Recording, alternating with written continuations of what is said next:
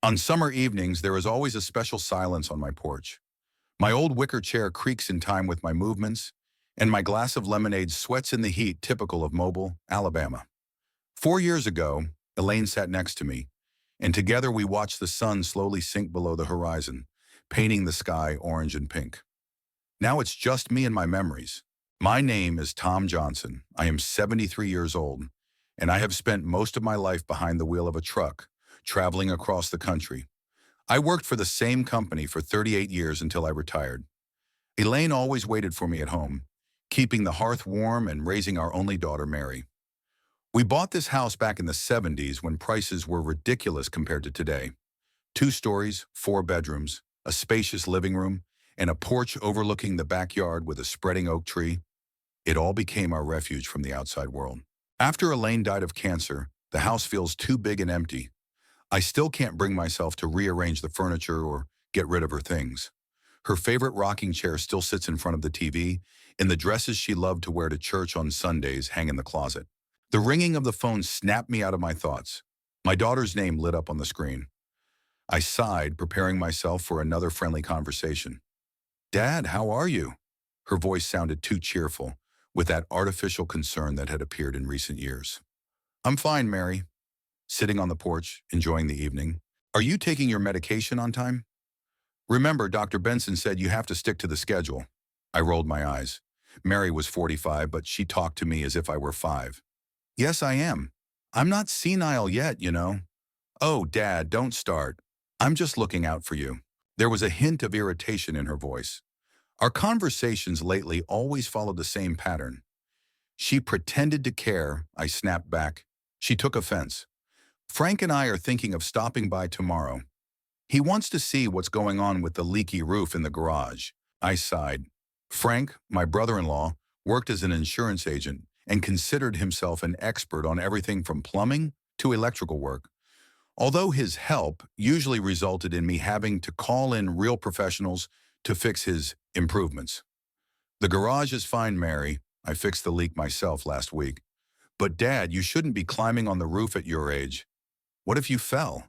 "I was climbing on roofs before you were even a twinkle in your mother's eye," I grumbled. "And I'm still strong enough to do it."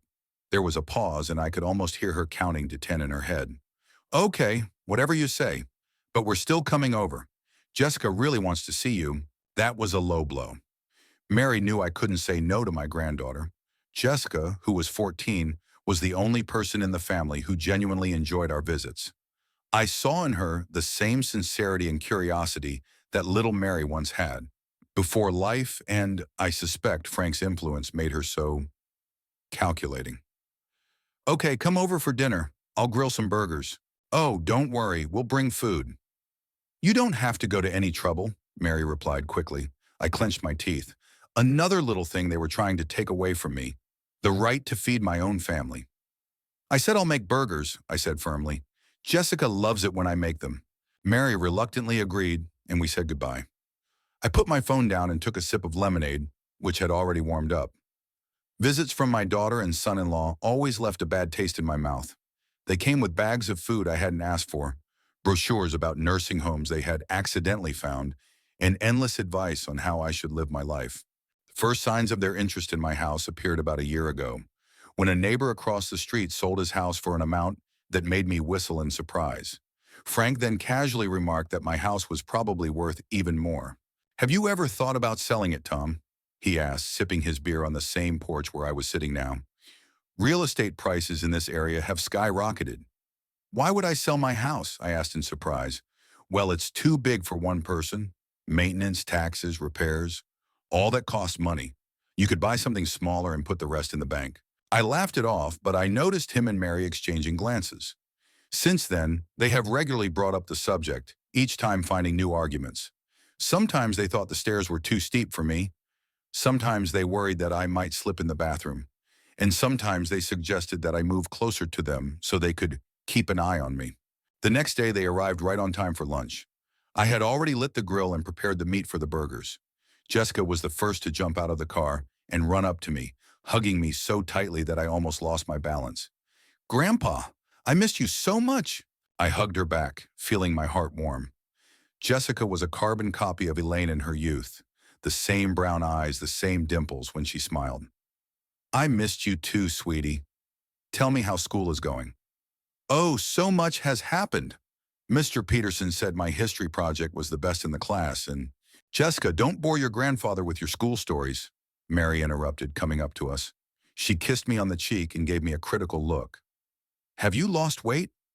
Are you eating right? Before I could answer, Frank got out of the car carrying some folders. He greeted me in his usual patronizing tone. Tom, how are you?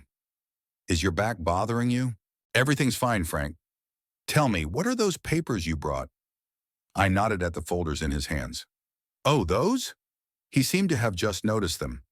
Just some documents I thought you should see. Insurance, investments, things like that. We'll talk after lunch. I didn't argue. The burgers demanded my attention, and I preferred to focus on them rather than Frank's latest helpful advice. While I was grilling the meat, Jessica helped me, telling me about school, her friends, and the book she had recently read. Unlike her parents, she never looked at me as a helpless old man. To her, I was just a grandfather who knew a lot of interesting stories and knew how to grill the best burgers in the world. Meanwhile, Mary walked around the house like a real estate agent at an open house, opening cabinets, checking faucets, and commenting on every little thing. Dad, these curtains are completely faded.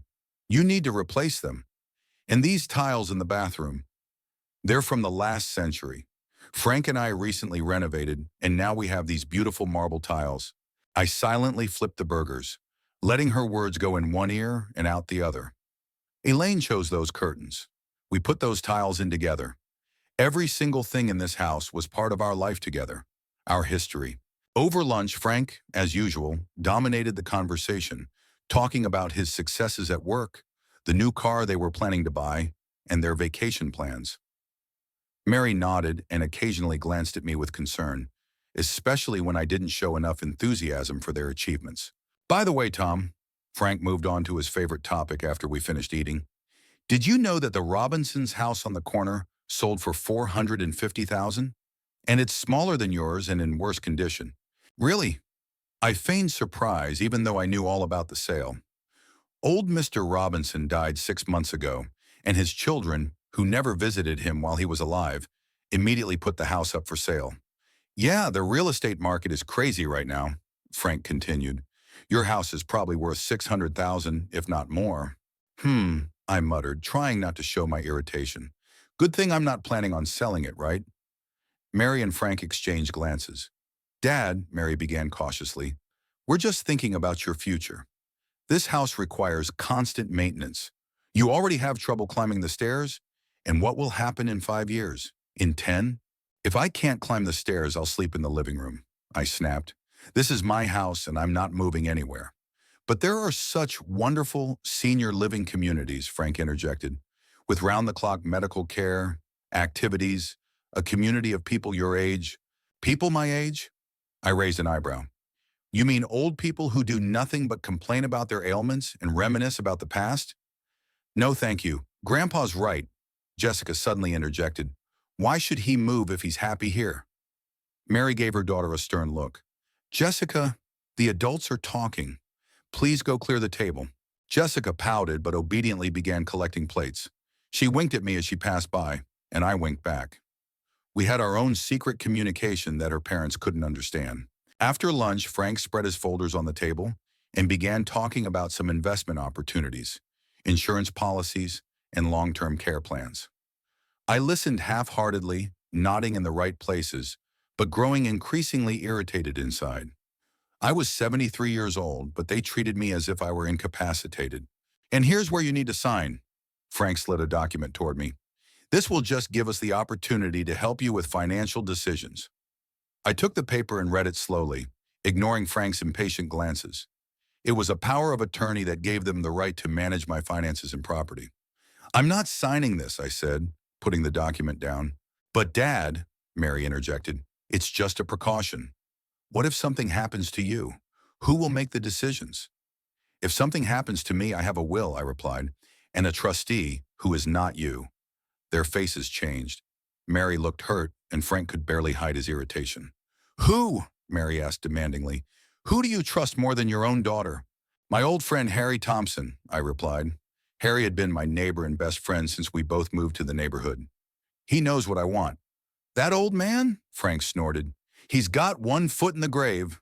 So am I, according to you, I remarked dryly. The atmosphere at the table became tense. Mary tried to smooth things over by steering the conversation toward more neutral topics, but it was clear that they were upset by my refusal. As they were leaving, Frank accidentally left a brochure about the Sunny Hills nursing home on the table. The glossy cover showed happy elderly people playing golf and doing yoga. I threw the brochure in the trash as soon as the door closed behind them. Jessica hugged me goodbye and whispered, "Don't listen to them, Grandpa. You're cooler than all those old people in the brochures." I laughed and kissed her on the top of her head. "Thanks, sweetie. Come visit me more often, okay?" "I will," she promised and ran to the car, where her impatient parents were waiting for her. I watched them drive away and felt a mixture of relief and sadness. Mary and I had once been close. I taught her to ride a bike, helped her with her homework, and supported her when she experienced her first heartbreak. What happened to the girl who looked at me with adoration? When did she turn into this woman who sees me only as a burden and a potential inheritance? Back at the house, I sat in Elaine's chair and imagined she was there with me. "Did you see that, dear?" I asked the emptiness. "Our daughter thinks I've lost my mind and don't understand what's going on."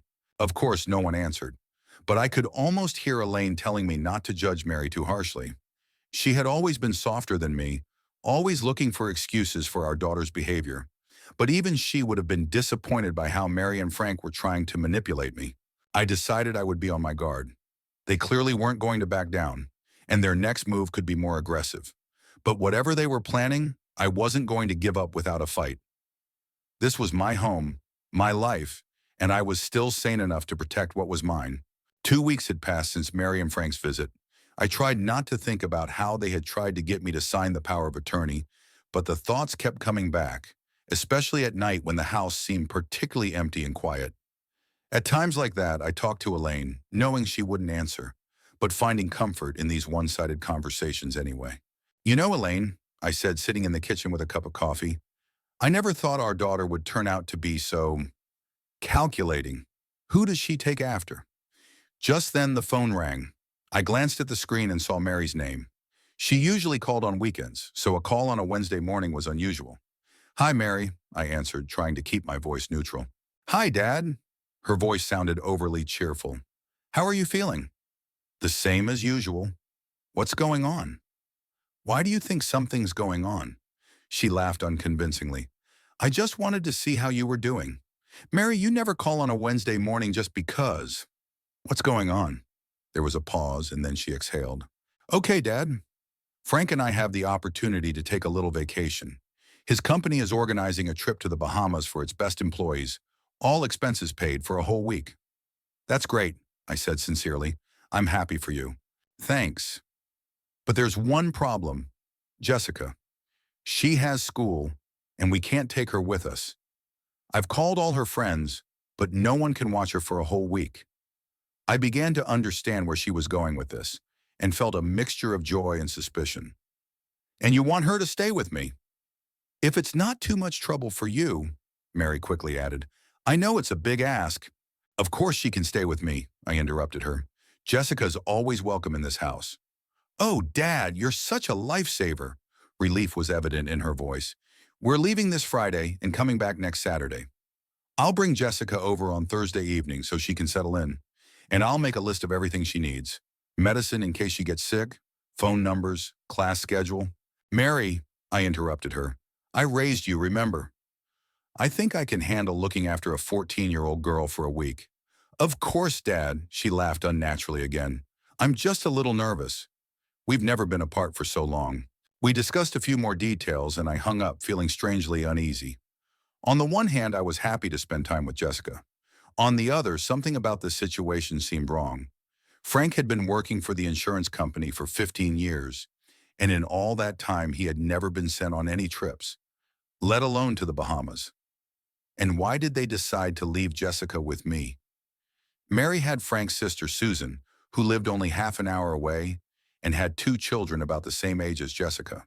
I decided to call my old friend Harry, who had known Mary since childhood and could give me an unbiased view of the situation. "Harry, it's strange, isn't it?" I asked, telling him about the call. "They've never left Jessica with me for such a long time before. Maybe they finally realize that you're not the helpless old man they think you are." Harry chuckled. "Or maybe they really have no other choice. Or they're up to something," I added grimly. "Remember how I told you about how they tried to get me to sign a power of attorney? And now all of a sudden they're so concerned." "I don't know, Tom. Maybe you're being too suspicious. In any case, you're happy to spend time with your granddaughter, right?" "Of course I am," I replied. "Jessica is a wonderful girl, not like her parents." "Focus on that," Harry advised. "I'll keep my ears open. If I find out anything about where your relatives are really going, I'll let you know." On Thursday evening, Mary brought Jessica over. Frank stayed in the car pretending to talk on the phone, which suited me fine. The less I saw of him, the better. "Here's a list of everything you'll need," Mary said, handing me a sheet of paper covered in small handwriting. "Here are the phone numbers for the school, our family doctor, and my friend Linda, in case you can't reach us." "Mary, there's cell service in the Bahamas," I pointed out. "Or are you going somewhere else?" She paused for a moment, then continued as if she hadn't heard my question. "And here's Jessica's class schedule. She needs to be at school at 8:30 a.m., and you can pick her up at 3:15 p.m. On Fridays, she has art club until 5 p.m. "I'll take her and pick her up, don't worry," I assured her. "My car still runs and I can still drive." "I know, Dad, it's just—" She hesitated. "Jessica," she called. "Time to say goodbye. Dad and I have to stop by the house to pick up some things." Jessica, who was unpacking her bag in the guest room, came downstairs. She hugged her mother without much enthusiasm, which surprised me a little. They were usually quite close. "Behave yourself," Mary kissed her daughter on the forehead. "Listen to your grandfather and don't stay up late." "Yes, Mom," Jessica rolled her eyes. "And don't forget to do your homework right after school." "Yes, Mom. And call every night so—" "Mary," I interrupted her. "We'll be fine. Go on, Frank's waiting." She nodded reluctantly, hugged Jessica again, and left. My granddaughter and I stood at the door, waving at the departing car until it disappeared around the corner. "So, sweetie," I turned to Jessica, "what do you want to do on our first night?" "Can I unpack my things first?" and she asked. "And then maybe we can watch a movie." "Sure. I'll make dinner. What would you like?" "Anything," she shrugged. "I'm not picky." I decided to make spaghetti and meatballs, a dish Jessica had loved since childhood. While I was making the sauce, she came down to the kitchen and sat at the table watching me. "Grandpa, is it true that you drove a truck all over the country?" she asked. "It's true," I nodded, stirring the sauce. 38 years behind the wheel, and I've seen every state except Hawaii. You can't get there by truck." "That must have been cool," she said thoughtfully. "Seeing different places, meeting different people." "Sometime," I agreed. "But most of the time it was just work. Long hours behind the wheel, fatigue, homesickness. I missed your grandmother and your mother when I was on the road." "Tell me about your grandmother," Jessica asked. "What was she like?" I smiled as I remembered Elaine. She was the most beautiful woman I ever met. Not just on the outside, but on the inside too. She had a huge heart and a sharp mind. She could solve the New York Times crossword puzzle in 20 minutes while cooking dinner. And she was a good listener. A real listener, you know? Not just nodding and pretending to be interested, but really hearing what you were saying. "I don't remember her very well," Jessica admitted. "I was only 10 when she died." "You look a lot like her," I said, and it was true. Same eyes, same smile, and the same personality. Stubborn but kind. We had dinner, talking about Jessica's school, her friends, and her hobbies. After dinner, we chose a movie, an old comedy that I loved when I was young and that Jessica had never seen. She laughed at the jokes she understood and asked me to explain those that were related to the realities of the past. When the movie ended, it was late. Jessica yawned and said she was going to bed. I wished her good night and went to my room, feeling pleasantly tired. For the first time in a long time, the house didn't seem empty and quiet. The next morning started early. I made breakfast, scrambled eggs with bacon and toast, and Jessica and I ate before heading to school. She looked a little sleepy, but overall she was in a good mood. "Don't forget your lunch," I reminded her, pointing to the bag I had packed for her. You made me lunch? She asked in surprise. Mom usually gives me money to buy something in the cafeteria. In my day, parents made lunches for their kids, I said. Besides, I'm not sure the school cafeteria serves anything worthwhile. She looked into the bag and smiled. A peanut butter and jelly sandwich. My favorite. Thank you, Grandpa. We drove to school, and I dropped her off at the entrance, agreeing to meet at 3:15. I spent the whole day doing chores around the house that I had been putting off. I fixed the squeaky door in the bathroom, replaced the light bulb in the garage, and dusted the bookshelves in the living room. The work helped me not to think about what Mary and Frank were up to, but my suspicions still lingered. At 3:15, I waited for Jessica outside the school. She came out with a group of teenagers, laughing at something a tall boy in a sports jacket had said. When she saw me, she waved, said goodbye to her friends, and ran to the car. How was your day? I asked when she got into the passenger seat. Fine, she shrugged. Nothing special. Who was that boy you were talking to? She blushed. That's Jason. He's just a classmate. Just a classmate you smile at more than the others. I teased her. Grandpa, she protested, but I could see she enjoyed my attention. On the way home, we stopped at the supermarket to buy groceries for dinner. Jessica helped me pick out fruits and vegetables, and I noticed that she was much more selective about food than she had been as a child. No broccoli, she said when I reached for the green vegetable. I hate it.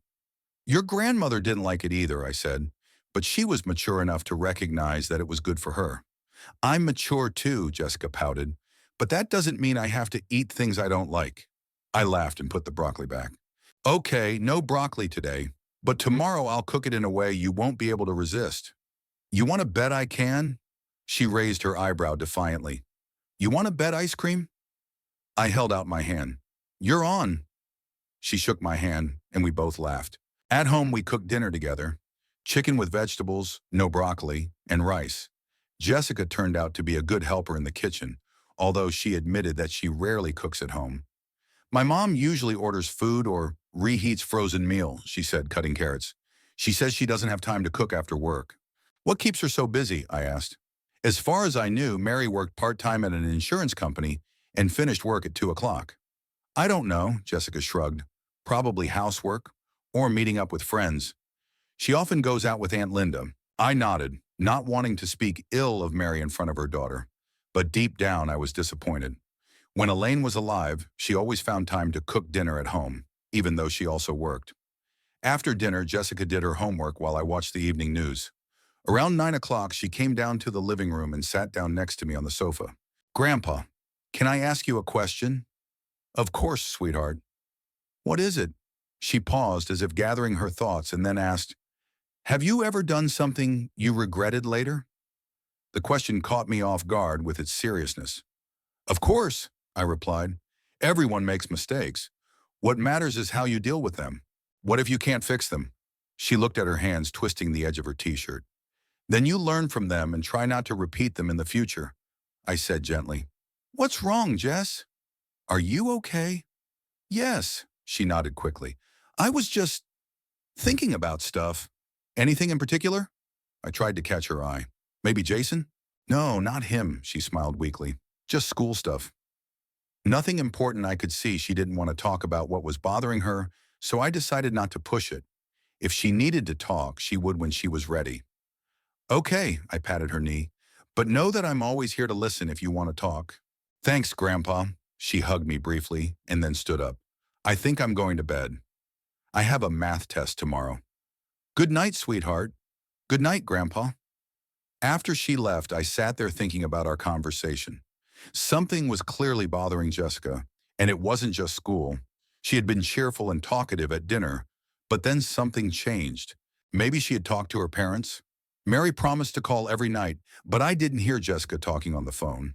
The next few days passed in a pleasant routine. I drove Jessica to school, did chores around the house, picked her up after class, and we spent our evenings together, cooking, watching movies, playing board games I found in the attic. On Friday, we even invited Harry and his wife Martha over for a backyard barbecue. Jessica seemed to enjoy this time as much as I did. She laughed at my old jokes, listened intently to stories about my travels around the country, and even helped me in the garden, although I suspected that gardening was not on her list of favorite activities. But there was something else I noticed more and more often. Sometimes when she thought I wasn't looking, her face would become pensive, almost sad. And when Mary or Frank called, she would answer briefly and without much enthusiasm, often retreating to her room to talk alone. On Wednesday evening, as we sat on the porch enjoying the warm evening and ice cream, I won the bet. Jessica did eat the broccoli prepared according to Elaine's special recipe. I decided to ask her directly, "Jess, is something bothering you?" She flinched, clearly not expecting the question. "No, why would you think that?" "I'm not blind, baby. Sometimes you look like you're carrying the weight of the world on your shoulders." She looked away, staring at the neighbor's yard where small children were playing. "I'm just thinking about things." "What things?" I pressed gently. "Maybe I can help." "You can't." She shook her head, and I noticed her eyes fill with tears. "No one can." "Hey," I sat down next to her and put my arm around her shoulders. "Whatever it is, we'll get through it together, okay? But I can't help if I don't know what the problem is." She looked at me as if assessing whether she could trust me, then looked away again. "I can't tell you. It's complicated." "Is it something to do with your parents?" Who I asked, and from the way she tensed, I knew I'd hit the nail on the head. "Are they fighting? Or are they having problems at work?" "No, that's not it," she sighed. "Just forget it, okay? I'm fine, really." She got up and went inside, leaving her half-eaten ice cream on the table. I sat on the porch long after she left, wondering what could have upset my usually cheerful granddaughter so much. Something was going on, something involving Mary and Frank, and Jessica knew about it but was afraid or unwilling to tell me. On Thursday evening, as we were cooking dinner together, I noticed again that Jessica was lost in thought. She was mechanically cutting vegetables, not paying attention to what she was doing, until she cut her finger with a knife. "Ouch!" she cried, pulling her hand away. I quickly went over to her, took her hand, and examined the cut. "It's not deep, but we need to wash it and put a bandage on it." "Come on." I took her to the bathroom, where I kept the first aid kit, washed the wound with antiseptic, and put a bandage on it. "There you go," I said, patting her hand lightly. "Be more careful next time, okay?" "I'm sorry, Grandpa." She looked genuinely guilty. "I was just thinking." "About what?" I decided to seize the moment. "Still about that thing you don't want to talk about?" She nodded, looking at the floor. "Jess," I gently lifted her chin, forcing her to look me in the eyes. "Whatever it is, you can tell me. I won't get angry or upset. I promise." Her lips trembled, and for a moment I thought she was ready to open up, but then she shook her head. "I can't. Not now." "Okay," I didn't insist. "But when you're ready, I'm here."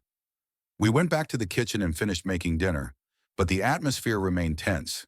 Jessica barely touched her food, and after dinner she immediately went to her room, saying she needed to finish a school project. I sat in the living room, trying to concentrate on a book, but my thoughts kept returning to my granddaughter's strange behavior. Something was clearly bothering her, something serious, and I was almost certain that it was somehow related to her parents' unexpected vacation. Remembering this, I decided to call Harry and find out if he had discovered anything about where Mary and Frank had actually gone. "Hello, old man," Harry greeted me. "How are things with your granddaughter?" "Overall, they're fine, but I'm concerned about her mood. She's clearly hiding something and doesn't want to talk about it." "Maybe it's just teenage problems," Harry suggested. "At her age, everything seems like the end of the world." "Maybe," I agreed, "but it has something to do with her parents. By the way, did you find out anything about their trip?" "Actually, yes," Harry lowered his voice, even though we were alone on the line. "My daughter works at a travel agency, remember? I asked her to check if Mary and Frank had booked a trip to the Bahamas through their company. And no bookings," Harry said. "Of course, they could have used another agency, but they usually book everything through Linda because she gives them a discount as her colleague's family." This confirmed my suspicions. Mary and Frank weren't vacationing in the Bahamas. They were up to something, and that something most likely had to do with me and my house. "Thanks, Harry," I said. "That explains a lot." "Be careful, Tom," my friend warned me. "Don't jump to conclusions or confront them until you're sure what's going on." "Don't worry, I'll be careful," I assured him. "But I have to find out what's going on for Jessica's sake. She clearly knows more than she's telling, and it's weighing on her." After talking to Harry, I went upstairs and stopped at Jessica's door. I could hear quiet sobbing coming from inside. I knocked gently. Jess, can I come in? Just a minute. Her voice sounded muffled, and I heard a rustling sound, as if she were hurriedly wiping away her tears. A few seconds later, the door opened, and Jessica stood before me with reddened eyes but a forced smile. What is it, Grandpa? I just wanted to make sure you were okay, I said, looking at her tear-stained face. But I can see that you're not. She lowered her eyes. I was just watching a sad movie.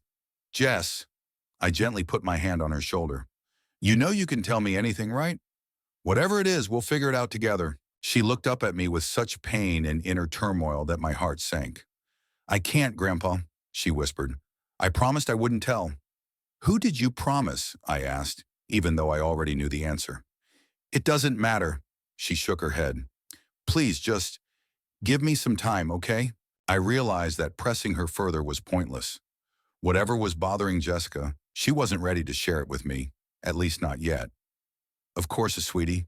I kissed her on the forehead. Good night. Good night, Grandpa. She smiled weakly and closed the door. I went back to my room, but I couldn't sleep for a long time. My thoughts revolved around Jessica's strange behavior, Mary and Frank's vacation, and their increased interest in my house. Something didn't add up, and I was determined to find out what it was. Friday began as usual. I made breakfast, drove Jessica to school, and then did some chores around the house. It was a warm day, so I decided to spend some time in the garden, trimming the rose bushes that Elaine had planted many years ago. Working in the garden always helped me think, and I had a lot of thoughts that needed sorting out. Something was going on with Jessica, and it definitely had to do with her parents. Harry confirmed that there had been no trip to the Bahamas, at least not through their usual travel agency. So Mary and Frank had lied. The question was, why? And what did Jessica know? I didn't want to pressure my granddaughter, but I could see that some secret was tormenting her. Perhaps the right thing to do was to let her know that I suspected her parents were lying. That might open the way for her to confess without breaking her promise. At 3:15, as usual, I waited for Jessica at school. She was one of the last to come out, and I immediately noticed that something was wrong. She walked with her head down, not talking to her friends. When she got in the car, I saw her reddened eyes. What's wrong, sweetie? I asked without starting the engine. Nothing. She turned away toward the window. Just a bad day. Do you want to talk about it? No. Her voice trembled. Can we just go home? I didn't insist and started the car. Jessica was silent the whole way, staring out the window and occasionally wiping away tears. When we got home, she immediately headed for the stairs, but I gently stopped her. Jess, wait. Please. She turned around and I saw such pain in her eyes that my heart sank. I don't know what's going on, I said, but I can see that something is bothering you. And I think it has something to do with your parents and their vacation. Her eyes widened. You know, I guess they're not in the Bahamas, I said cautiously, and I guess you know where they really are and what they're doing. Her lower lip trembled, and she suddenly threw herself at me, wrapping her arms around me and burying her face in my chest. I felt her body shake with sobs. It's okay, baby, I stroked her back. Let's sit down and talk, okay? We sat down on the sofa in the living room, and I gave her time to calm down, bringing her a glass of water and a box of tissues. When her sobs subsided, Jessica took a deep breath and looked at me. I promised not to say anything, but I can't anymore. It's not right. What's wrong, Jess? What they're going to do to you, she started crying again. They're not in the Bahamas. They went to Phoenix to meet with the director of a nursing home. They want to send you there and sell your house. Although I had suspected something like this, hearing it from Jessica was like a punch in the gut. I felt the blood drain from my face. Are you sure? I asked, trying to remain calm for her sake. She nodded. I overheard their conversation before they decided to leave me with you. They said you were becoming a problem and that they needed to act quickly before you change your will. Dad said his friend works at this nursing home and can get you in ahead of the line if they make a large deposit. And Mom said your house could be sold for at least $600,000, and that would solve all their financial problems. Every word was like a knife in my heart. My own daughter, my Mary, was planning to send me to a nursing home against my will so she could take possession of my house, the house where she grew up, the house that Elaine and I had worked tirelessly to turn into a family home. They didn't know I could hear them, Jessica continued, nervously twisting the edge of her t-shirt. And then they decided to leave me with you so that I could make sure you didn't get sick or anything like that. Mom said that if you got sick, it would be the perfect excuse to convince you that you couldn't live alone. I sat there stunned, trying to comprehend the magnitude of the betrayal. My daughter didn't just want to take my home away from me. She used her own daughter as a spy, as a tool in her plans. Grandpa? Jessica looked at me anxiously. Are you angry with me? With you? I hugged her. Of course not, sweetheart. You didn't do anything wrong. On the contrary, you did the right thing by telling me. But I broke my promise, she whispered. I promised Mom I wouldn't tell you if I found out anything strange. Sometimes breaking a promise is the only right thing to do, I said, thinking of the promises I had made to Mary many years ago. Promises to protect her, to support her, to always be there for her. Promises that I kept, unlike her. What are you going to do? Jessica asked, wiping away her tears. I don't know yet, I answered honestly. But don't worry, I'll figure something out. The main thing is, they can't find out what you told me, okay? She nodded, and I saw relief in her eyes. The weight of the secret she had been carrying all week was finally lifted from her shoulders. Now, I tried to smile. How about we order pizza for dinner? I don't think either of us is in the mood to cook tonight. With double cheese? She smiled weakly. With double cheese and pepperoni, I confirmed. And maybe ice cream for dessert? Sounds great, she hugged me. Thank you, Grandpa, for everything. When Jessica went to her room, supposedly to do her homework, but in reality, I suspected, to recover from the emotional conversation, I remained sitting in the living room, trying to cope with the storm of emotions raging inside me. The shock of Mary and Frank's betrayal gradually gave way to cold fury. How could they, after everything I had done for them? I remembered how 20 years ago, Mary and Frank, then newlyweds, came to me asking for help with the down payment on a house. They had found the perfect house in the suburbs, but they were short $20,000 for the down payment. I had just received a bonus for 30 years of service at the company and gave them the money without hesitation. Not as a loan, as a gift. Family is more important than money, I said at the time, and Mary hugged me with tears in her eyes, promising she would never forget my kindness. Before that, there was college. 4 years of tuition at an expensive private university that Mary chose. Elaine and I scrimped and saved, often denying ourselves simple pleasures so that our daughter could have the best education. I took extra flights, spending even more time away from my family to earn money for her tuition. And how many times after that did Elaine and I bail them out in difficult times? When Frank lost his job and sat at home for 3 months until he found a position at an insurance company. When their car broke down and they urgently needed money for a new one. When Jessica was born and they couldn't afford to hire a nanny, I took time off work and looked after my granddaughter until Mary went back to work. I was always there for them when they needed me. And this is how they repaid me, by planning to put me in a nursing home and sell the house I built with my own hands for my family. Elaine would turn in her grave if she knew about this betrayal. She always said Mary took after my mother, just as determined and sometimes cold. But even my mother wouldn't throw her parents away like they were useless. The pizza arrived and Jessica and I had dinner, trying to talk about anything but her parents. I could see that she was much more relaxed now that she had shared her secret with me. She even laughed at my old jokes, although there was still a shadow of worry in her eyes. After dinner, we watched a comedy on TV, and when Jessica went to bed, I finally allowed myself to really think about what to do next. My first impulse was to call Mary immediately and tell her exactly what I thought of her plans. But I knew that would be a mistake. They would just come up with a new plan, one that was more cunning and sophisticated. No, I had to act smarter. I could change the will and disinherit them, but that wouldn't stop them from trying to send me to a nursing home if they could find a way to convince the court that I was incompetent. And knowing Frank and his connections, I had no doubt they could do it. No, I needed something more radical, something that would not only protect me, but also teach them a lesson they would never forget. I began to think about a plan, remembering the people I had known during my long years as a truck driver. In 38 years on the road, I had met many interesting people. Mechanics who could build an engine from scrap metal, farmers who knew everything about land and property, builders who could turn a dilapidated shack into a palace over the weekend. I especially remembered Mike Dawson, an old friend of mine who used to work as a real estate inspector and was now retired and living in a neighboring town. Mike knew everything about houses, from the foundation to the roof, from plumbing to electrical. He could find problems where ordinary people saw only a flawless facade. More importantly, he could create the appearance of problems where there were none.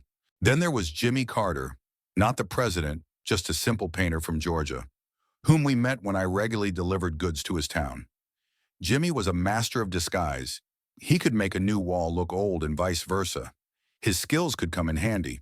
And of course, there was Sam Wilson, the electrician who had helped me with the wiring in my house many years ago. Sam knew more about electrical systems than anyone else and could arrange for safe but impressive malfunctions that would look more serious than they actually were. An idea began to form in my head. What if my perfect house, which Mary and Frank had their eyes on, suddenly turned out to be not so perfect? What if they came back and found that the house they hoped to sell for $600,000 needed major repairs costing half that amount? Not only would that upset their plans, but it would also reveal the true nature of their concern for me. If they really cared about my well-being, as they claimed, then the problems with the house shouldn't change their relationship. But if they were only interested in money, well, then their reaction would be completely different. I picked up the phone and looked at the time. It was late, almost 11 p.m., but I knew Mike Dawson had always been a night owl and was probably still awake. Mike, it's Tom Johnson. Sorry for calling so late, but I need your help. Tom, haven't heard from you in 100 years. What's going on? Mike's voice sounded cheerful, as if he wasn't thinking about sleep at all. I have a problem, Mike. A family problem. I lowered my voice, even though I knew Jessica was already asleep. My daughter and son-in-law want to put me in a nursing home and sell my house. Damn vultures, Mike grumbled. You're not the first, and you won't be the last. My brother-in-law went through the same thing last year. What can I do? Remember how you once told me that realtors sometimes embellish the flaws in houses before selling them? Or conversely, exaggerate minor problems to drive down the price? Of course I remember. Old tricks, but they work. I need the opposite. I want my house to look like it needs serious repairs. Not really, of course, I hasten to add. Just for show. To scare off potential buyers and upset the plans of my caring relatives. Mike whistled. Interesting idea. And you want me to help you with that? If you can. I'll also need help from Jimmy Carter and Sam Wilson. Are you still in touch with them? Jimmy, yes. We go fishing together every month. Sam, he seems to have moved to Tallahassee, but I should have his number. Great. Do you think they'll agree to help? For old time's sake and a good story? Of course, Mike laughed. When do you want to start? The sooner the better. Mary and Frank are coming back next Saturday. We have a week to turn my house into a realtor's nightmare. I'll come over tomorrow morning and we'll discuss everything. I'll assess the scope of the work at the same time. Thanks, Mike. I knew I could count on you. Hey, what else are friends for? Especially when it comes to such an interesting project. I hung up the phone, feeling the tension begin to ease for the first time all day. I had a plan, and I had people willing to help. Of course, it wasn't the most noble thing to do, to deceive my own daughter, but wasn't she the one who betrayed me first? Wasn't it she and her husband who planned to take away my home and my freedom under the pretext of caring for me? I knew Elaine might not have approved of such revenge. She always preferred direct conversation and compromise. But in the 4 years without her, I realized that some things cannot be solved by talking. Sometimes action is needed, and if I have to stoop to Mary and Frank's level a little to protect my home and my independence, so be it. I went upstairs, peeked cautiously into Jessica's room. She was fast asleep, curled up under the covers, and went to my bedroom. As I fell asleep, I thought about how Mary and Frank would react when they returned and saw the problems with the house. It would be a real test of their true intentions, and I was almost certain they would fail. First thing in the morning, I called Jimmy and Sam. As Mike had predicted, they were more than willing to help, especially when they found out what was going on. A family should support each other, not throw each other under the bus, Jimmy said, and I couldn't disagree with him. When Jessica woke up, I told her about my plan. leaving out the most questionable details. I didn't want to put her in an awkward position or make her lie to her parents more than necessary. So you want to pretend there's a problem with the house so they can't sell it? She asked, listening intently. Something like that, I nodded. It'll teach them a lesson and protect my home. But you don't have to be part of it. Just act normal and don't tell them you told me everything. I can help, she offered with unexpected enthusiasm. I can tell them about the strange noises in the walls or how the bathroom faucet suddenly broke. I smiled at her eagerness. We'll see. The main thing is that you don't feel uncomfortable. They are your parents, after all. Parents who want to kick you out of your own home, she reminded me with unexpected bitterness. That's not right, Grandpa. And I want to help you stop them. I hugged her, feeling a surge of pride and sadness at the same time. It was bitter to realize that a 14-year-old girl had more conscience and justice than her adult parents. Mike arrived soon after, and we spent the entire morning walking around the house and making a plan of action. Every room, every corner was carefully examined for potential problems that could be created. Let's start with the most visible, Mike suggested, tapping on the living room wall.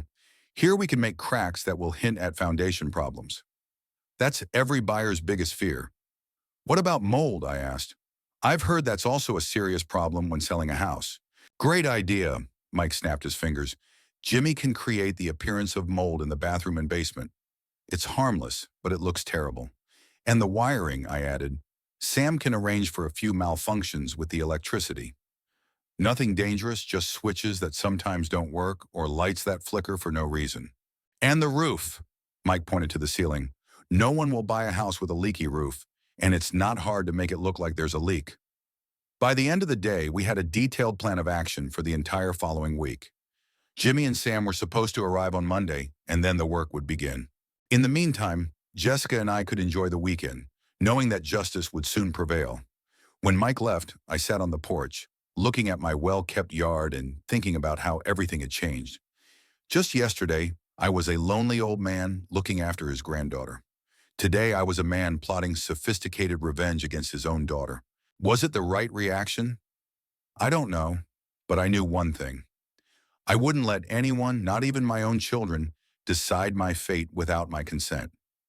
This house was my refuge, my fortress, the place where my memories of Elaine lived, and I was ready to fight for it to the end.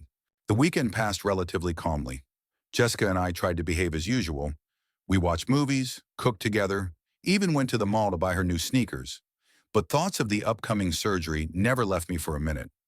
I kept glancing at my watch, waiting for Monday, when my old friends were supposed to arrive and start turning my house into a problem property. On Monday morning, right after I dropped Jessica off at school, 3 cars pulled up in the driveway. First out was Mike Dawson, a former real estate inspector, with a leather briefcase and a tablet. He was followed by Jimmy Carter, a retired painter, who brought several worn suitcases filled with tools and materials. Last to arrive was Sam Wilson, an electrician, carrying a large box of wires, switches, and other electrical supplies. The rescue team has arrived. Mike spread his arms wide for a hug. Ready for Operation Unstable House? I hugged each of them, feeling deeply grateful that they had agreed to help. We had known each other for decades, drinking together in roadside bars, sharing stories about our families, helping each other through tough times.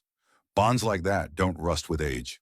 Guys, I don't know how to thank you, I said, showing them into the house. Come on, Tom. Jimmy waved it off. You would have done the same for us. Besides, this is the most interesting project in years. I usually make houses more beautiful, not the opposite. We settled in the kitchen where I made coffee, and Mike laid out the floor plan we had sketched on Saturday on the table. So, here's our strategy. He tapped his pencil on the paper. We'll create the appearance of 3 major problems: structural damage, mold, and electrical malfunctions. That should be enough to scare off any potential buyers and knock the wind out of your relatives' sales. And most importantly, Sam added, it will all be completely safe and reversible. When this whole thing is over, we'll restore your house to normal in a day or 2. Let's start with the structural problems, Mike continued. Jimmy, this is your part. Jimmy nodded and opened one of his suitcases, revealing a set of special paints, spatulas, and some chemical compounds. I'll create the appearance of cracks in the foundation and walls, he explained. In reality, it will just be special paint and textured compound, but it will look as if the house is about to fall apart. I'll also add a few water stains on the ceiling to suggest roof leaks. And I'll take care of the electrical work, Sam chimed in. I'll install a few switches that will work intermittently. Nothing dangerous, just annoying little things that will make people think the entire wiring needs to be replaced. I can also make the lights flicker in certain rooms and cause minor power outages. Again, completely safe. And finally, mold, Mike pointed to the basement and bathroom plans. This is the most effective part of the plan. No one wants to buy a house with mold. Jimmy will create the appearance of mold in strategic places. In the corners of the bathroom, around the pipes in the basement, behind the toilet. It will be a special compound that looks like black mold, but is actually completely harmless and easily washed off. I listened to their plan and, for the first time in days, felt like I was regaining control of the situation. These people knew what they were doing and, more importantly, understood what I was going through. When Mary and Frank come back and see all these problems, they'll be horrified, Onon, I said. Especially Frank. He's always been obsessed with money, and the thought of having to invest a significant amount in renovating the house before selling it will drive him crazy. What if they decide to have another inspector check the house? Jimmy asked. I've taken care of that, Mike grinned. I still have connections in that field. Most of the local inspectors know me and trust my opinion. If Frank goes to one of them, I'll let my colleagues know in advance that there are serious problems with the house. No one will want to risk their reputation by saying the house is fine if there are even the slightest signs of problems. What about Jessica? Sam asked. She lives here now too. Won't she be scared by all these problems? Jessica knows about the plan, I replied. At least the main part of it. She understands that we're going to create the appearance of problems so that her parents can't sell the house. But I didn't tell her all the details so as not to embarrass her in front of her parents. Smart, Mike nodded. The less she knows, the more natural her reaction will be when her parents return. We divided up the tasks and got to work. Jimmy started by creating cracks in the foundation and basement walls. He used a special mixture that, after drying, looked like real cracks in the concrete. In strategic places, under windows, near doorways, in the corners of rooms, he created patterns of cracks that suggested a sagging foundation. This is a standard technique for aging theater sets, he explained, carefully applying the mixture to the living room wall. Only usually we do it to make the sets look authentic. Here we want them to look scary. Meanwhile, Sam was working on the electrical system. He installed several problematic switches that sometimes didn't work the first time or emitted a slight hum. In the main bathroom, he set the light to flicker from time to time for no apparent reason. It's a simple timer, he explained, pointing to a small device he had installed behind the switch panel. It's completely safe, but it gives the impression of wiring problems. And of course, I can remove it at any time. Mike took on the task of coordinating the work and creating problems with the plumbing. He installed a small device under the kitchen sink that periodically made a knocking sound, simulating problems with the pipes. It's an old trick of inspectors, he winked at me. When you want to scare buyers, hint at plumbing problems. It always works. By midday, the first phase of the work was complete. We took a break for lunch, and I ordered pizza for the whole team. Sitting in the kitchen and enjoying our meal, we discussed the next part of the plan, spreading rumors in the local community. We need the neighbors to start talking about problems with your house, Mike said, wiping his mouth with a napkin. It will add credibility. When Mary and Frank return and hear from their neighbors about strange noises coming from the basement or about how specialists came to visit you, they will be more inclined to believe that there are serious problems. How are we going to arrange that? I asked. Leave it to me, Mike said, taking out his phone. I have a couple of friends at the local building inspection department. I'll ask them to drive by in an official car, walk around the house looking concerned, and take some notes. The neighbors are sure to notice. I can talk to Mrs. Parker across the street, I suggested. She's the main gossip in the neighborhood. If I hint to her that I'm having problems with my house, the whole neighborhood will know by evening. Great, Mike clapped his hands. And one more thing. I think we should mention in conversations with neighbors that your daughter and son-in-law are insisting on selling the house against your will. Not directly, of course, but casually. This will create public pressure, which will also work in our favor. I nodded, although part of me felt slightly uncomfortable with the idea of publicly exposing family problems. But then I remembered how Mary and Frank had planned to send me to a nursing home without my consent, and my discomfort turned to determination. After lunch, the work continued. Jimmy began creating mold in the bathrooms and basement. He used a special compound that looked like black mold, but was actually harmless paint. It's a standard prop for horror movies, he explained, carefully applying dark spots around the vents. It looks disgusting, but it's completely safe and easy to wash off. Meanwhile, Sam installed a device in the basement that mimics strange sounds, creaks, crackles, and sometimes a low hum. It will give the impression that something is wrong with the foundation, he said. The sounds are quiet enough not to disturb you and Jessica, but noticeable enough to cause concern for Mary and Frank. At 3 o'clock in the afternoon, it was time to pick up Jessica from school. I left my friends to continue their work and headed to the school. On the way, I thought about how to explain to my granddaughter what was happening in the house. She knew the general plan, but not all the details, and I didn't want her to be frightened when she saw the cracks and mold. When Jessica got in the car, I warned her right away. Jess, my friends are working at the house right now. They're helping with the plan I told you about.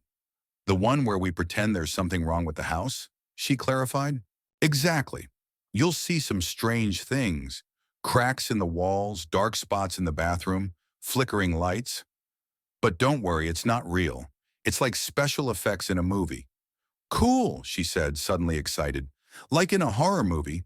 I laughed. Something like that. Just remember, this is our secret. When your parents come back, they have to think these problems are real. I won't say anything, Jessica promised seriously. They deserve it. I was a little alarmed by the bitterness in her voice. Despite their behavior, Mary and Frank were still her parents, and I didn't want this situation to ruin their relationship. Jess, I said gently, I know you're upset about what they planned, but they're still your parents, and they love you. This is a conflict between me and them, and I don't want you caught in the middle. But they're being unfair, she objected. How can I respect them after this? People make mistakes, sweetie, even serious ones. But that doesn't mean they're bad people. Your mom, I paused, trying to find the right words. She wasn't always like this. When she was your age, she was a kind and caring girl. Something changed along the way, and that's sad. But I still hope that somewhere, deep down, she's still the Mary I raised. Jessica was silent, thinking about my words. Finally, she said, I'm still on your side, Grandpa, but I'll try not to be too angry with them. That's good, I patted her on the arm. Now get ready to see a house with problems. When we got home, Jessica looked at my friend's work with curiosity. She was impressed by the cracks in the walls and was particularly interested in the mold in the bathroom. It looks so real, she exclaimed, looking at the dark spots around the ventilation. How did they do that? Special paint, Jimmy explained. It's used in movies and theater. It looks like real mold, but it's actually completely harmless. I introduced Jessica to my friends, and they quickly hit it off. She especially liked Sam, who showed her how the problem switches he had installed worked, and the device that imitated strange noises in the basement. If you want, you can help us, Mike suggested. We just need someone to check how convincing all these problems look to someone who doesn't know they're fake. Jessica enthusiastically agreed and spent the next hour walking around the house, taking notes on what looked particularly convincing and what could be improved. She proved to be unexpectedly perceptive and made several useful suggestions.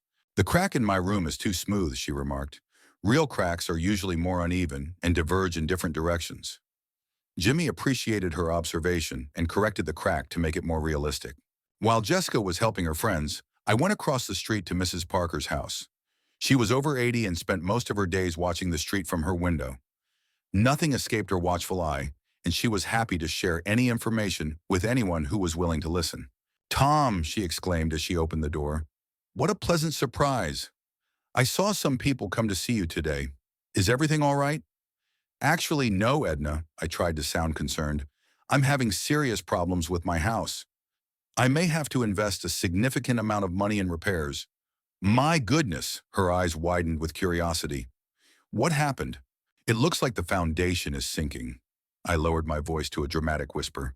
And they found mold in the walls. The experts say the repairs could cost over $100,000. That's terrible. Mrs. Parker shook her head. What does your daughter say? She was here recently with her husband, I saw them. That's the problem, I paused, as if unsure whether to continue. They don't know. They went away for a week and left Jessica with me. I don't want to bother them during their vacation, but I fell silent again. But what? Mrs. Parker asked impatiently. Well, the thing is, they've been wanting me to sell the house and move into a nursing home for a long time. They say it's hard for me to maintain such a big house on my own, but I don't want to leave here. All my memories are here, you understand? Of course I understand, Mrs. Parker nodded vigorously. That's outrageous. Sending your own father to a nursing home against his will. These days, children have no respect for their elders. I don't blame them. I tried to sound magnanimous. They're just worried about me. But now with these problems with the house, I'm afraid they'll insist on selling even more strongly. Don't worry, Tom, Mrs. Parker put her hand on my shoulder. I'll talk to the sisters at church. We'll all pray for you. And maybe someone knows a good contractor who will do the repairs for less. Thank you, Edna. I smiled sincerely. You're a true friend. On my way home, I was sure that by evening the whole street would know about my problems with the house and how my daughter and son-in-law wanted to send me to a nursing home. Public opinion in a small southern town is a powerful force, and now it was on my side. At home, the work continued in full swing. Sam installed a few more problem devices, including one particularly impressive effect. When the microwave was turned on, the lights in the kitchen began to flicker, hinting at serious electrical problems. Jimmy finished creating the mold and moved on to the final touches. Water stains on the ceiling in several rooms, including the master bedroom, which would have been particularly appealing to potential buyers if not for this damage. Mike coordinated all the work and made sure that the problems looked serious enough to scare Mary and Frank, but not so obvious as to arouse suspicion. Jessica continued to help, now fully involved in the process. She offered several ideas of her own, including accidentally leaving a list of repair companies' phone numbers in a conspicuous place with notes on preliminary estimates of the cost of the work. All astronomically high. Mom always checks these things, she explained. She'll definitely notice this list and be horrified by the numbers.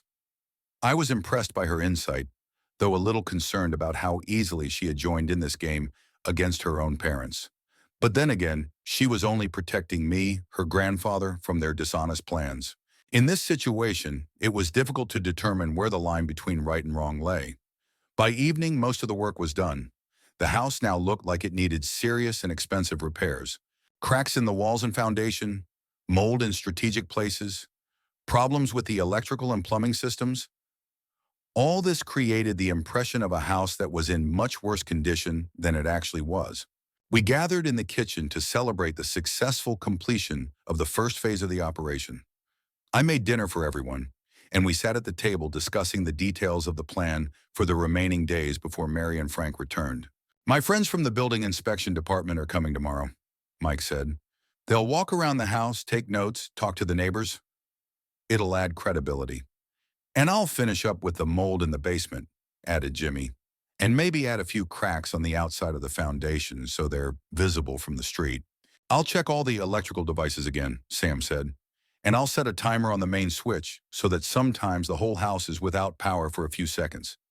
That will impress your relatives, Jessica smiled, but I noticed a shadow of concern in her eyes. Are you okay? I asked quietly as the others got caught up in discussing technical details. Yes, she paused. I'm starting to realize how serious this is. Mom and Dad are going to be furious when they see the house in this condition. Are you afraid of their reaction? I looked at her intently. No, that's not it.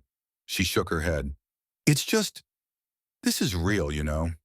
It's not a game. We're actually deceiving them, and it's weird. Listen, Jess, I took her hand. If you're uncomfortable participating in this, you can just stay out of it. You've already helped me by telling me about their plans, and that's enough. You don't have to do anything that makes you feel bad. No, I want to help, she said firmly. I just didn't expect it to be so big. But you're right, they deserve a lesson. After dinner, my friends left, promising to return tomorrow to finish the job. Jessica helped me clear the table and wash the dishes, then went to her room to do her homework. I stayed alone in the living room, looking at the cracks in the walls and wondering if I was doing the right thing. The last few days before Mary and Frank's return flew by in an instant. My friends had done a brilliant job. The house now looked like it needed major repairs. The cracks in the walls and foundation looked so realistic that sometimes I myself began to worry that there might be real damage somewhere. The mold in the bathrooms and basement looked disgusting, and periodic power outages and strange noises from the pipes completed the picture of a house in disrepair. Jessica fully embraced her role as the concerned granddaughter. She even kept a diary of her observations, recording all the oddities in the house so she could tell her parents about them later. Today I heard a strange creaking sound from the basement again. Grandpa says it's just old pipes, but it sounds like something is breaking, she wrote on Friday evening, showing me her notes with a proud smile. Mrs. Parker did even better than I expected. The very next day after our conversation, several neighbors accidentally stopped by to express their concern and offer help. Some recommended contractors, some asked if I needed money for repairs, and one particularly caring neighbor even offered to let me stay with him if my house became unsafe. I thanked everyone for their concern and made it clear that the situation was serious, but that I would manage, especially if my daughter and son-in-law supported me and did not insist on selling the house. This phrase was repeated often enough that by the time Mary and Frank returned, the whole neighborhood knew about their plans to send me to a nursing home. On Friday, the day before their return, two people in city inspection uniforms did indeed arrive at the house. They were Mike's friends who had agreed to play along with us. They walked around the house with clipboards, took notes, shook their heads, and sighed loudly enough for the neighbors to hear. When Mrs. Parker accidentally happened to be at her mailbox, one of the inspectors said loudly to the other, "I don't understand how anyone can live here. The mold and the foundation is in danger." By Friday evening, everything was ready. My friends finished their work and left, but promised to stay in touch when Mary and Frank returned. Jimmy even offered to accidentally drive by the house when they arrived, so they could see that some experts were regularly visiting the house. "Grandpa," Jessica said at dinner, "do you think they'll really believe it?" "They will, sweetheart," I nodded. "It all looks very convincing. Besides, they want to believe there are problems with the house. It gives them another argument to convince me to sell it. What if they try to send you to a nursing home anyway?" Anxiety flashed in her eyes. "What if our plan doesn't work?" "Don't worry," I put my hand on her shoulder. "I have a plan B. Remember when I told you that Harry's my legal guardian, not your parents? That means they can't make decisions about my life without my consent, and I won't give my consent." She nodded, but I could see she was still worried. What if they start saying bad things about you? What if they get angry?" "Then I'll just tell them the truth," I shrugged. "That I know about their plans to send me to a nursing home and sell the house. That will be our last resort if everything else fails." "And then what?" she asked quietly. I thought about it. What would really happen after all the cards were on the table? Would Mary and I ever be able to restore a normal relationship? "I don't know, Jess," I answered honestly. "It will depend on them. If they admit their mistake and apologize, maybe we can move on. If not, well then so be it." We went to bed early, but I lay awake for a long time, thinking about the confrontation ahead. In the morning, Jessica and I tidied up the house as best we could. Considering all the artificial damage, I made her favorite pancakes for breakfast, and we spent the morning playing board games and trying not to think about what was about to happen. Mary and Frank were due to arrive around lunchtime. At 11, I received a short message from my daughter. "Left the airport. We'll be there in about an hour." I showed the message to Jessica, and we exchanged knowing glances. The plan was entering its final stage. At 12:30, I saw Jimmy's car slowly drive past the house. He was fulfilling his promise to accidentally show up when Mary and Frank arrived. At 12:45, I noticed Mrs. Parker working in the garden, clearly waiting for my relatives to return in the ensuing introduction. At exactly 1 o'clock, Frank's car appeared on the driveway. I sat on the porch pretending to read the newspaper, while Jessica settled down with a book. We both tried to look normal, although inside I felt a growing tension. Frank got out of the car first, took the suitcases out of the trunk, and smiled at us. Mary followed him, immediately heading for Jessica and hugging her. "How are you doing without us?" "Is everything okay?" she asked, looking around. The house looked normal from the outside. All the problems were inside. "Yes, Mom, everything's fine." Jessica diligently pretended to be normal. "How was your trip?" "Wonderful, sweetie." Mary ruffled her hair. The Bahamas are just delightful. You would have loved it there. I noticed Jessica tense slightly at the lie, but she quickly regained her composure. Hi, Tom. Frank stepped onto the porch and held out his hand to me. I hope Jessica hasn't been any trouble. No trouble at all, I replied, shaking his hand. She's a great girl. Let's go inside, Mary suggested. I'm dying for a shower after the drive. We entered the house and I watched their reactions closely. The first thing they were bound to notice was the large crack in the wall in the hallway, which Jimmy had created specifically to be conspicuous. Mary froze, staring at the wall. What's that? She moved closer, running her fingers along the crack. This crack, was it here before? It appeared a few days ago, I shrugged, trying to sound casual. It's nothing serious, just an old house. Frank walked over to the wall and examined the damage closely. That doesn't look like a normal crack in the plaster, he said with concern. It looks like a structural problem. Come on, I waved him off. The house is 50 years old, nothing's going to happen to it. But they had already noticed the next problem. Mold stains in the corner of the hallway, which Jimmy had skillfully placed so that they were noticeable but not too obvious. Dad, you have mold, Mary exclaimed, pointing to the dark spots. It's dangerous to your health. Why aren't you doing anything about it? I called an expert and I said, he said it's normal for old houses. It's nothing to worry about. Nothing to worry about? Mary looked shocked. Mold can cause serious health problems. What if you develop asthma or allergies? At that moment, as if on cue, the light in the hallway flickered several times. Another problem caused by Sam. And there are problems with the electricity too? Frank frowned. Tom, why didn't you tell us about this? Come on, I tried to brush it off again. The house is a little temperamental, that's all. Nothing I can't handle. Mary and Frank exchanged glances, in which I clearly saw a mixture of concern and relief. Yes, that's right. They were concerned about the condition of the house, but at the same time glad that there was another argument to convince me to sell it. Let's go to the kitchen, I suggested. I've made lunch. New surprises awaited them in the kitchen.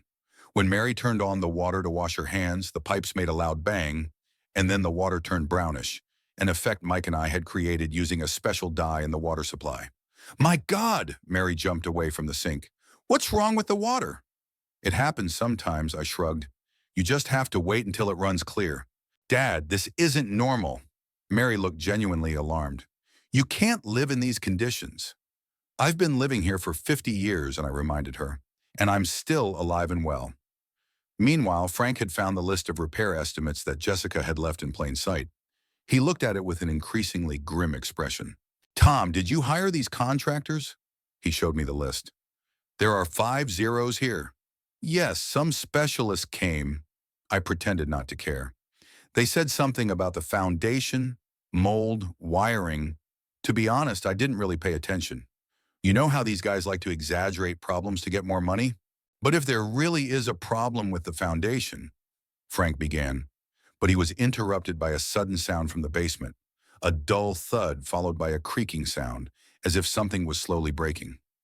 It was Sam's device, programmed to turn on at that exact moment. What was that? Mary flinched. Just the house, I smiled. It makes strange noises sometimes.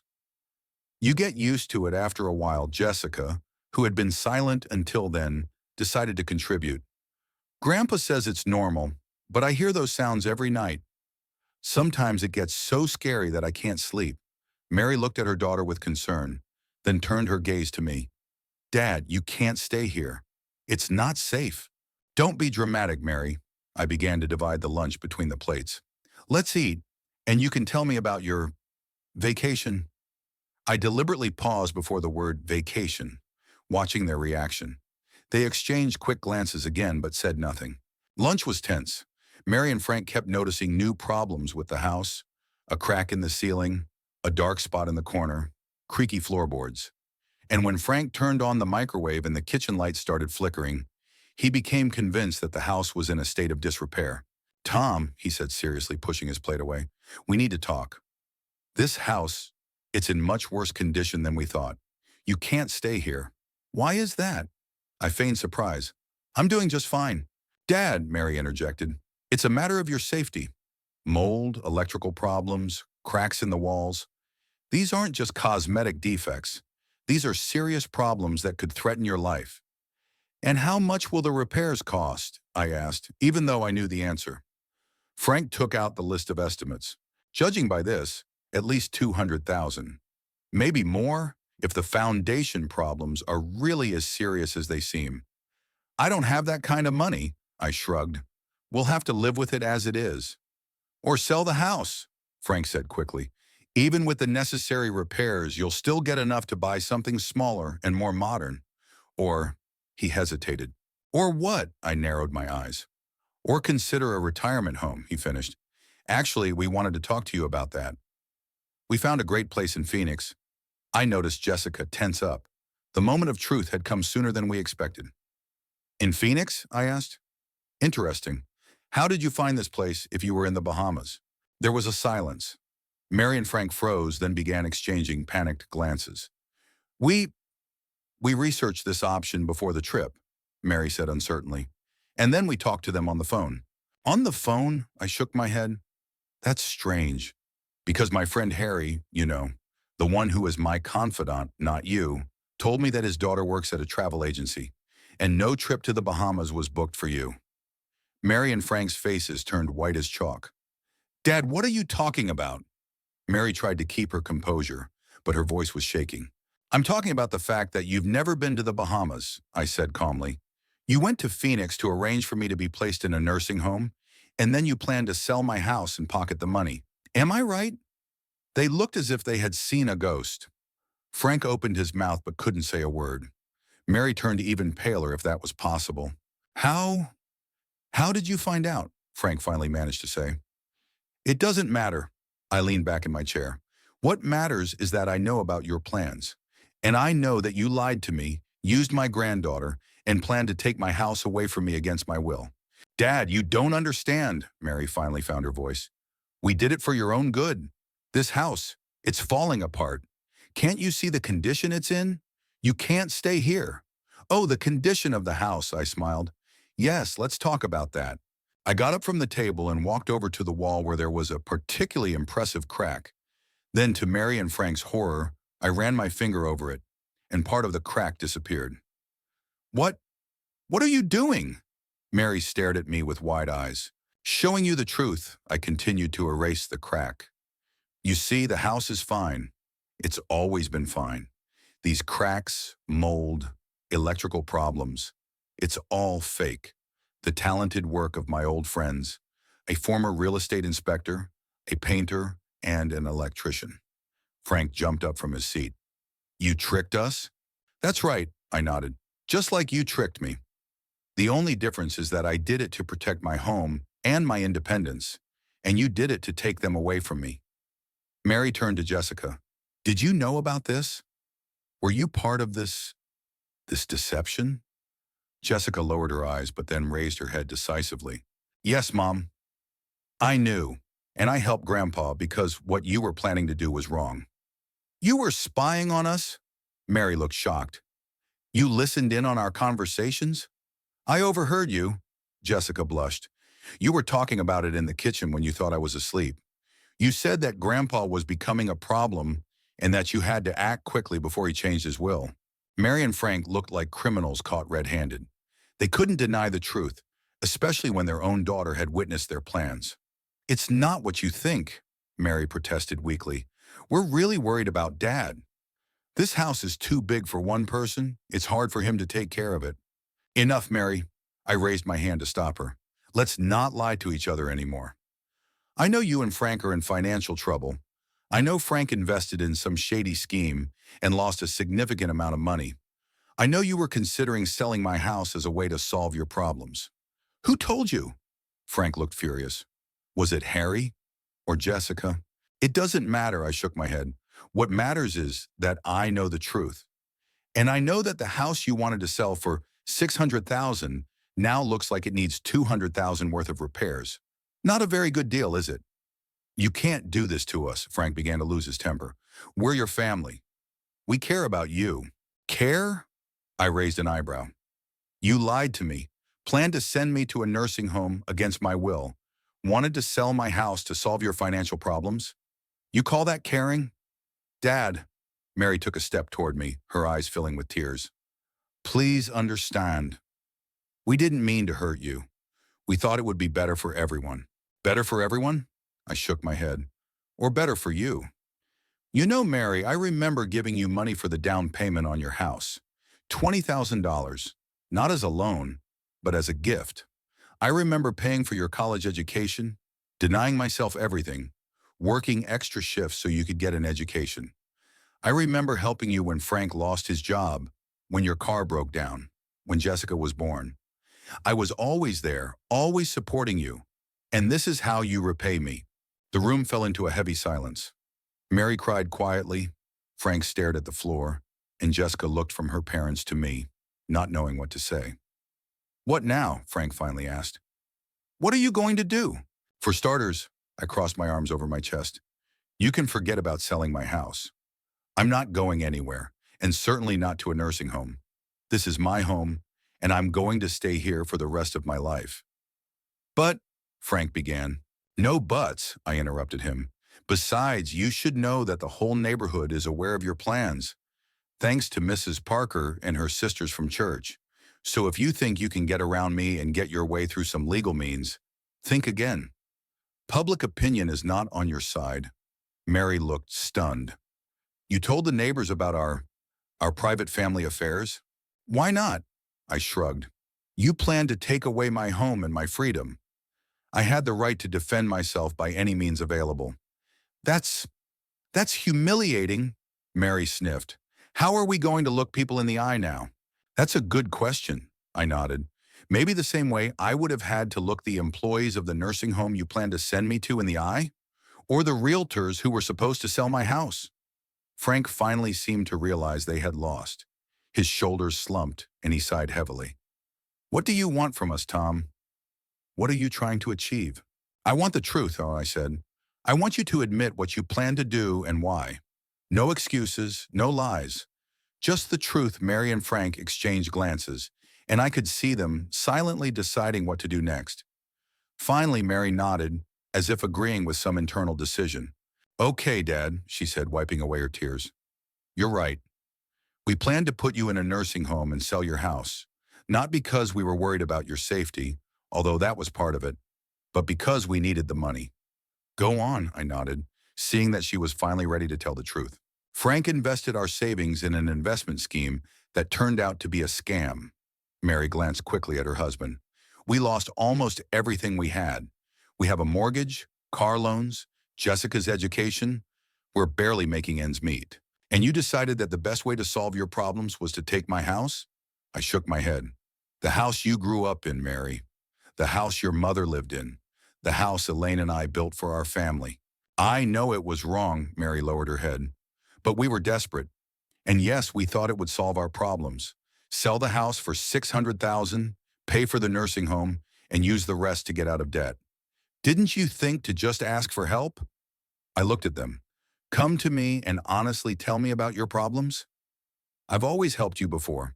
We didn't want to be a burden, Mary said uncertainly, but I could see in her eyes that wasn't the whole truth. Don't lie to me, Mary, I shook my head. Not now. She sighed.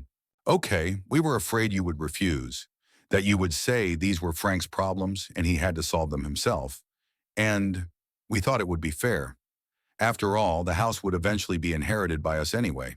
We just sped up the process. I felt a wave of anger rising inside me, but I held back.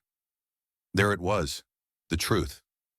They considered my house their inheritance, to which they were entitled.